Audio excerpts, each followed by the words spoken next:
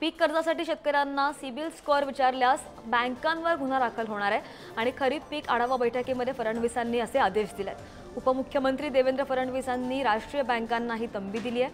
महत्त्वाची आणि मोठी बातमी आपण पाहतोय। मुख्यमंत्री शिंदे, फडणवीस, अजित पवार, मंत्री धनंजय मुंडे, दिलीप वळसे पाटील आणि राधाकृष्ण विखे पाटील सुद्धा या बैठकीला उपस्थित होते आणि FIR दाखल झाला तर आमच्याकडे येऊ नका असंही त्यांनी म्हटलंय। रिझर्व्ह बँक, नाबार्ड तसेच राष्ट्रीयकृत बँकांचा वरिष्ठ अधिकारी सुद्धा यावेळी हजर होते आणि या संदर्भात अधिकची माहिती घेऊयात। आमचे प्रतिनिधी ओम देशमुख आपल्या सोबत आहेत। ओम, राज्यस्तरीय बँकर समितीच्या बैठकीमध्ये फडणवीसांनी काय नेमकी भूमिका स्पष्ट केली आहे? श्रद्धा, सह्याद्री अतिथीगृहावरती खरीप आढावा बैठक आणि बँकर्सची बैठक बोलवण्यात आली होती।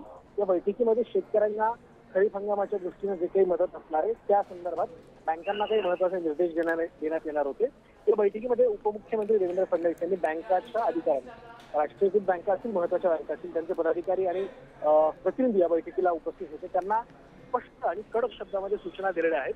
पीक कर्ज देताना शेतकऱ्यांना जर सिबिल स्कोअरची अट लावण्यात आली तर तुमच्यावर आम्ही FIR करू आणि हा FIR जर झाला तर परत तुम्ही राज्य शासनाकडे दाद मागू नका। गेल्या वर्षी सुद्धा आम्ही अशा प्रकारचे निर्देश दिले होते, तरी सुद्धा शेतकऱ्यांनी जर ऐकलं नाही आणि गरीब शेतकऱ्यांवरती सिबिलच्या नावाखाली जर अन्याय केला तर मात्र आम्ही याबाबत स्पष्टपणे कारवाई करू आणि यानंतर आमचा या बाबतीत नाईलाज असेल, बँकांवरती आम्हाला कारवाई करावी लागेल, अशा प्रकारची स्पष्ट आणि कठोर भूमिका उपमुख्यमंत्री देवेंद्र फडणवीस यांनी घेतली आहे। त्यामुळे बरोबर, त्यामुळे मिळतो असं आपण सध्या म्हणू शकतो। बरोबर ओम, राज्यामधील शेतकऱ्यांसाठी सगळ्यात महत्त्वाची बातमी म्हणावी लागेल। धन्यवाद दिलेल्या सगळ्या सविस्तर माहितीसाठी ओम।